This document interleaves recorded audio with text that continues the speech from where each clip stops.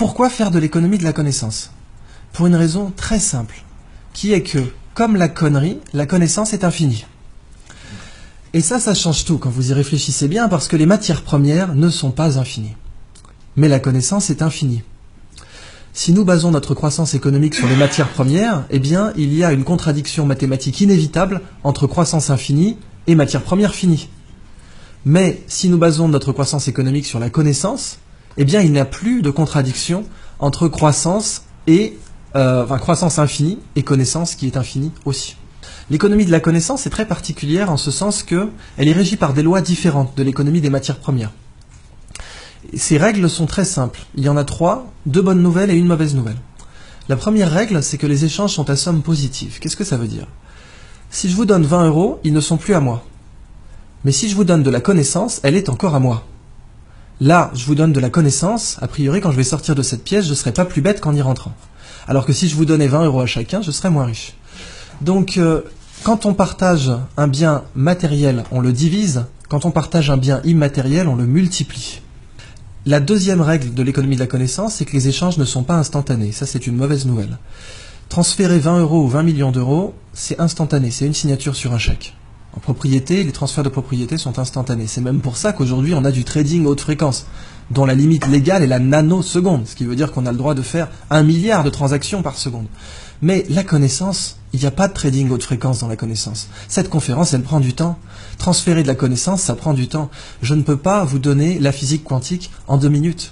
Et la dernière règle est une bonne nouvelle, c'est que les combinaisons de connaissances ne sont pas linéaires. Qu'est-ce que ça veut dire? Ça veut dire que quand vous prenez 20 € et 20 € et que vous les mettez ensemble, ça fait 40 €. Mais quand vous prenez 1 kilo de connaissances et que vous le réunissez à un autre kilo de connaissances, ça fait 3 kilos de connaissances. Quand vous regroupez 2 connaissances, ça crée systématiquement une tierce connaissance, qui est au pire triviale, mais non nulle, et au mieux révolutionnaire. Eh bien donc le biomimétisme s'inscrit dans ce paradigme de l'économie de la connaissance, et c'est là que je veux que vous voyez vraiment à quel point c'est une révolution sociale, environnementale, avant d'être une révolution technologique. Et le biomimétisme, c'est la science qui dit « la nature est une bibliothèque, lisez-la au lieu de la brûler ». La nature, en fait, elle est high-tech. Ce petit coquillage, il produit une toxine. La muconotoxine, c'est un cône du Pacifique, très dangereux, mais si vous avez des gants, aucun danger, puisque le dard ne pénètre pas un gant de plongée. Ce coquillage, il est vendu à 3 $ sur les marchés parce qu'il est joli.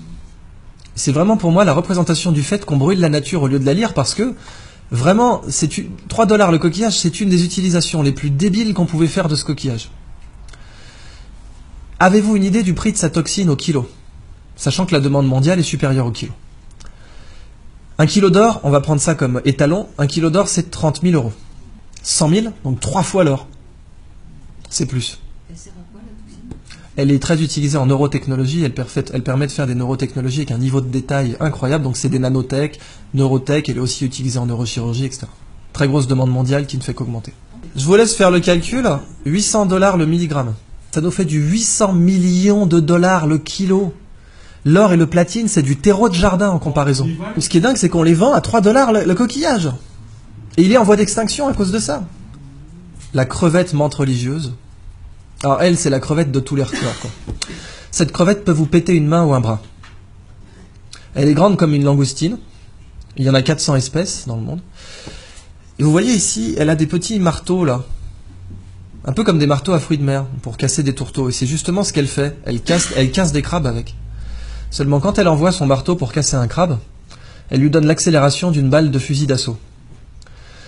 Si nous on était capable d'envoyer une balle de baseball à 1/10 de cette accélération, on la mettrait sur orbite.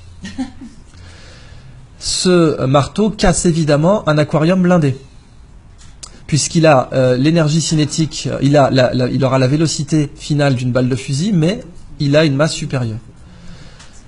Évidemment, si vous l'arrachez, il repousse, parce qu'après tout, pourquoi pas.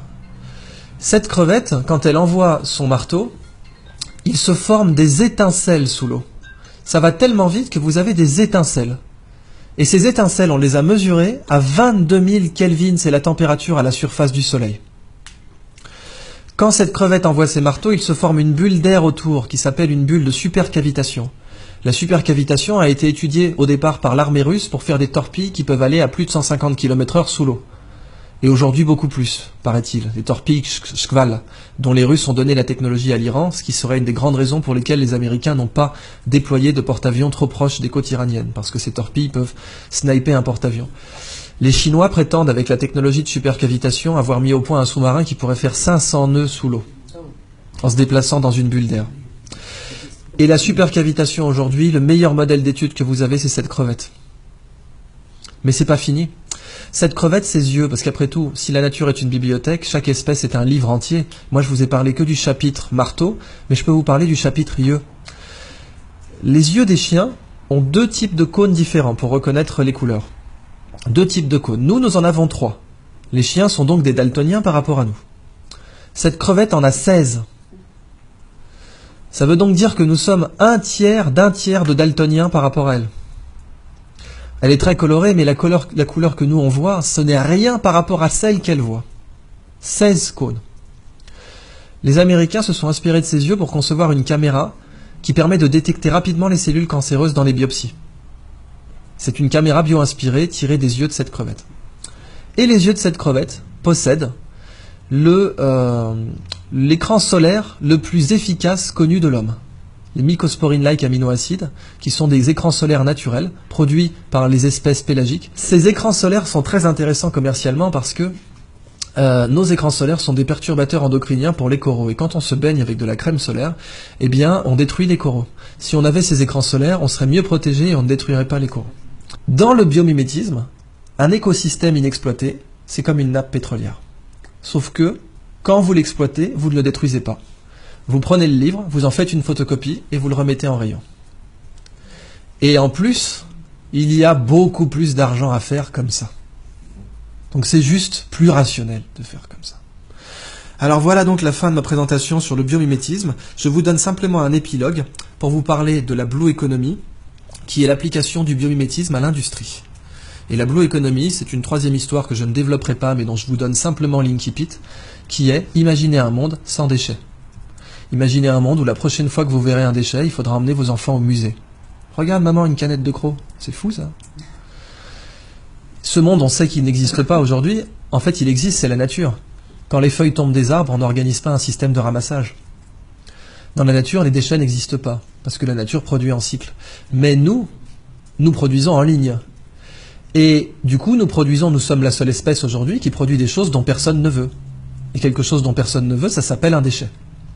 C'est la phrase de Gunther Pauli, ce n'est pas à la nature de produire comme nos usines, c'est à nos usines de produire comme la nature. Et si nous faisons comme ça, nous serons non seulement beaucoup plus rentables, mais en plus il n'y aura plus de déchets.